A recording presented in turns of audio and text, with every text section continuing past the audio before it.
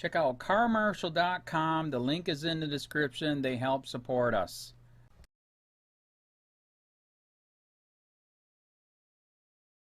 Arrest made in arson cases. By Ann Easker. Staff writer. A suspect was arrested Tuesday in connection with multiple Charlotte County arson cases. Brandon Wilson, 21, was charged in 3 arson cases, and he is currently a person of interest in several other investigations. Wilson is the son of Charlotte County Sheriff's Office Sergeant Mike Wilson, who died in the line of duty in 2013. According to an arrest affidavit, approximately 30 brush fires have been reported between Charlotte County and Northport from Sunday through Tuesday. 3 structures were also set on fire in Port Charlotte, including one abandoned home on Lorette Avenue and 2 homes under construction on Esplanade Avenue. A witness to the Lorette Avenue fire reported seeing a gray, 4-door Kia with the lights off in front of the home when he returned home from work. He started to drive towards the Kia, but it drove off before he could get a tag number or see how many occupants were inside. When the witness saw the house on fire, he called CCSO. As firefighters worked to contain the fire, they noticed a strong odor of. The burning of an abandoned home on Lorette Avenue in Port Charlotte was determined to be arson after law enforcement noted the strong smell of gasoline. Continued from arson on page A1. Gasoline at the residence, which investigators believe was used as an accelerant. The fire marshal responded and conducted an investigation along with CCSO detectives, determining the fire to be a case of arson. Another witness to a brush fire on McManaway Avenue observed a suspicious vehicle and took pictures. The photos depicted a 2014 to 2016 gray or silver Kia Forte. The vehicle had distinctive tires, missing hubcaps on the passenger side. The owner of one matching vehicle was Brandon Wilson, of Torrington Street, who lives approximately 1 mile from the homes on Esplanade Avenue, 3 miles from the home on Lorette and 4 miles from the fire on McManaway Avenue. Wilson's home is also 1.5 miles from several brush fires in Northport. Detectives later made contact with Wilson in his driveway. A red and black gas can was sitting in the passenger seat of the vehicle, according to the affidavit. A detective asked Wilson whether the smell of the gas fumes bothered him, but Wilson said they didn't and that he recently filled up the gas can in order to fill up his weed eater. He said the tank contained gasoline mixed with 2-cycle oil, commonly used in a 2-stroke engine. He then informed the detective he wanted to remove the gas can from the vehicle. The detective observed Wilson acting nervous, the affidavit stated, as he rushed over and removed the gas can from the front passenger floorboard, placing it on the concrete driveway. He eventually signed a waiver of consent to a search of his vehicle, and detectives found a 12-gauge, double-barrel shotgun, which was a violation of his probation. Wilson was requested to come to the Mid-County office for an interview. Investigators noted the interview room smelled strongly of gasoline. They asked Wilson what he had been doing the past several days, and he said he had done nothing besides working, hanging out with his girlfriend and returning home before 10 p.m. Initially, Wilson told investigators he had never been on Lorette Street, but he recanted his statement when asked why his car was positively identified by a witness parked in front of the burning house. When faced with inconsistencies in his statement, Wilson requested to speak with his attorney. Photographs were taken of Wilson's hands, clothing, and face. There were several marks and fresh wounds on his hand, and singed hairs were noted on his right hand near the joint of his thumb, the affidavit stated. He was charged with arson of a dwelling or structure, 2 counts of malicious land burning and 3 counts of violation of probation. Although Wilson has never been convicted of a felony, he was on felony probation for a 2016 case in which Judge George Richards chose to withhold adjudication on charges of grand theft and false verification of ownership to a second-hand dealer. The state also dropped charges in a 2017 case involving felony possession of a controlled substance, according to court records. At a hearing on July 26, Judge George Richards told him, "Your father's memory deserves a lot better than you becoming a convicted felon." Now, Wilson faces 3 new felony charges, in addition to his probation violations, and more cases could be brought against him if additional evidence surfaces.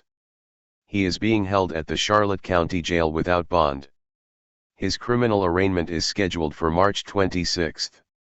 Email, aeasker@sun-herald.com. Hey Charlotte County, this is Charlotte County Cop Watch, and we got another story here for you. I know we've been cranking on a lot of them, but there's so much corruption here it's not even funny. But this is the son of this guy that was killed, who they tried to make into a god because he was killed in the line of duty, they said. But his son, he's dead, killed in the line of duty supposedly. This is his son, you can see he looks alike, was busted for arson. And so my question is, why didn't they crucify him on their Facebook, Charlotte County Sheriff Facebook page like they did everybody else? Everybody else, they put your page there and they crucify you. So is this a thick blue line of corruption, you corrupt-ass motherfucking son of a bitch, Charlotte County Sheriff Bill Prummell, you Nazi fucker? The blue line of corruption. You did not crucify him and mention this on your page, you fuck. You crucify everybody else, but not everybody else, if it's connected to the blue line, you fuck. Okay, this is a tip that we got in a long time ago about Sergeant Mike Wilson. In fact, since then we got more tips. In fact, I just got another tip. This guy was a complete asshole dick. We got a tip in a long time ago. He did not die in the line of duty like they said. He died in the line of duty screwing this lady, and the husband came home, shot him, and then the husband shot himself because he shot a cop and he knew that he would be killed because he shot a cop. So that's a tip that we got in. Since that tip, which has been over a year, we've got other tips in that he was screwing other people at the office. But yet this fucker makes you want to think he's a god. And then this fucker doesn't crucify this fucker on the Charlotte County Sheriff's page like he does everybody else. This fucker needs to be perp walk. I am sick of it. We're getting a lot of tips in and we can hopefully make that happen. Say a prayer. This shit's got to stop. No hubcaps on one side of the car. Charlotte County deputies believe these. 4 in your corner now has surveillance video that shows a Charlotte County man appearing to flee after starting a fire. This is according to investigators. Deputies arresting 21-year-old Brandon Wilson, who's suspected of setting 3 different fires in Port Charlotte. That's right. Tonight we're also learning the suspect has deep ties to the very agency that arrested him. 4 in your corner, Sam Sosa is live in Port Charlotte tonight, speaking to people who live near the site of those fires. Sam?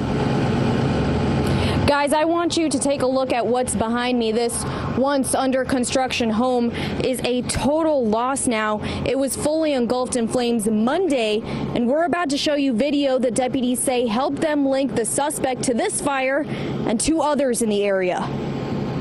A car seen parked in a wooded lot on Mayville Avenue Monday before taking off. The driver zooms back around in the other direction, and then you can see smoke billowing off the land. Here's a closer look. No hubcaps on one side of the car. Charlotte County deputies believe these images help them determine who they say started 3 fires in Port Charlotte Monday. Personally, I didn't think they would even find the person, but for them to do it this fast is amazing. Neighbors relieved to hear about deputies arresting 21-year-old Brandon Wilson. Upon questioning him, they found a gas can in his car and said he had singed hairs on his hands as well as fresh wounds. Brandon Wilson is the son of slain Charlotte County Deputy Mike Wilson. Sergeant Wilson was shot and killed in 2013 while responding to a domestic dispute. Thousands in the community attending his funeral, where Sheriff Bill Prummell spoke. He gave his life doing what he loved.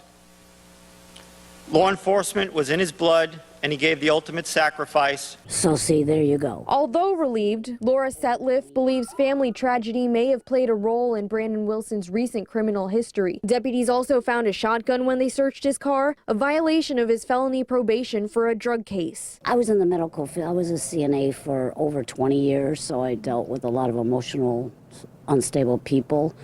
That's why I think he hid his emotional problems from a lot of people. And I think there's some trauma going on with him.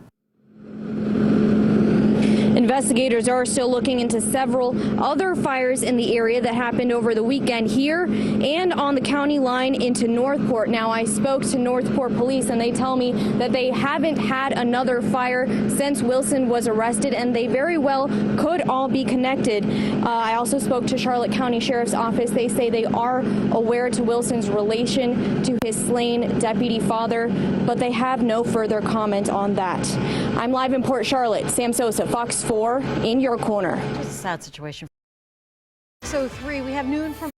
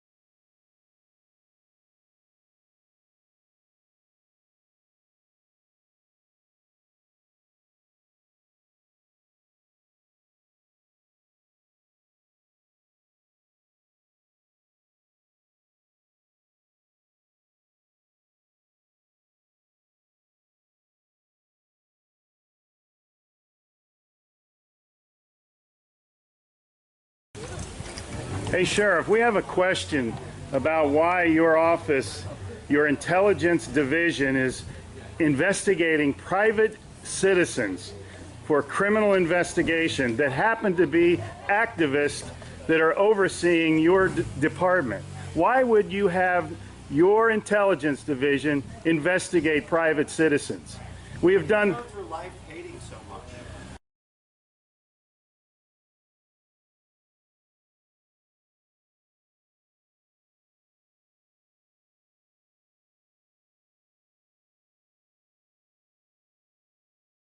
Sir, we don't hate anyone. We love freedom and we love American people. And government is out of control. That's why you're seeing such a revolt nationwide. Why can't you just answer, why is Susan Edwards, your intelligence division, investigating private citizens? This should not happen. Are you here to apply for a job?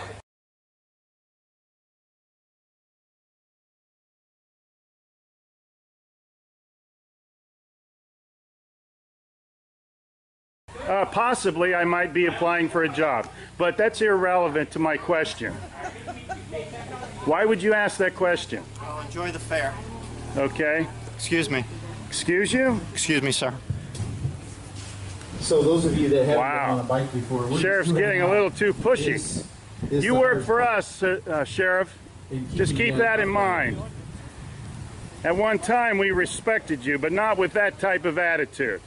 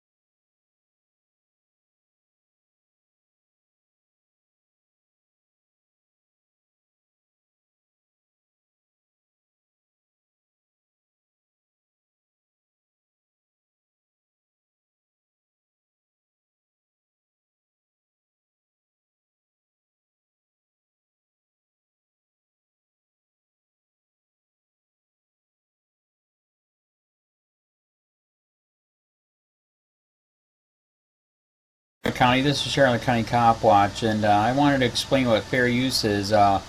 You can use pieces of news articles if you're doing it for news reporting, you have commentary, and you're doing it for education purposes. So that's what fair use is, as you can see right here. Another reason why I wanted to make this video is to let you know I have just joined with Patreon. A nice thing with Patreon, I make no money on YouTube. They took the money away years ago, and so this is another way to give, and it's a nice thing too because you can give monthly. You can give $1, $5, $10, whatever. I do 4 to 5 hours a day on trying to wake the sheeple up on how corrupt it is and different ways that you can fight the corruption. So Patreon is a way that you can do it, and then of course the old way is still there. Donate to Charlotte County Cop Watch with PayPal or credit card. So keep that in mind. 4 to 5 hours a day. I make no money, but the corruption happened to me and I'm sick of it, so I'm trying to wake people up.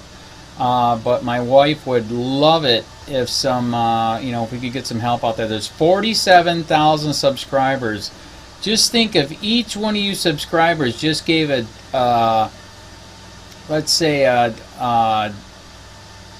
actually yes, $1 a month. 47,000 subscribers gave $1 a month.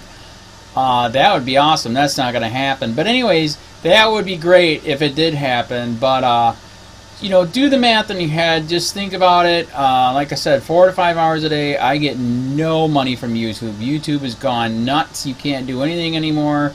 They're taking the money away everywhere. So these are a couple different ways that you can still help out with all this time that I put in. And as you know, I'm in a special situation where, at least I can do it. 4 to 5 hours a day. We have a cleaning company during the day. That's what allows me to do this, and we're debt free. So this is my hobby. I don't go fishing and all that other crap. I try to save the world. So help me out to make the wife happy, man. In fact, if you guys did give $1 a day, and there was 47,000 of you, and you did it, and each of you gave $1, and that was every month, oh my God, yes, I could quit. I could start suing them. Another idea too that we have is if I got some funds, we could actually contact everyone that has been ticketed and or arrested and put in jail and start sending them postcards to let them know we're here, and to see if everything went all right, and if it didn't, find out their story. So we could even do more investigations and more lawsuits. Lawsuits take money. So just think about that. 47,000 of you so far right now. $1 a day. $1 a month on Patreon, or $5 a month Patreon, 10, 20, whatever. Just do the math in your head. Help out. This is a lot of work every single day. Thanks.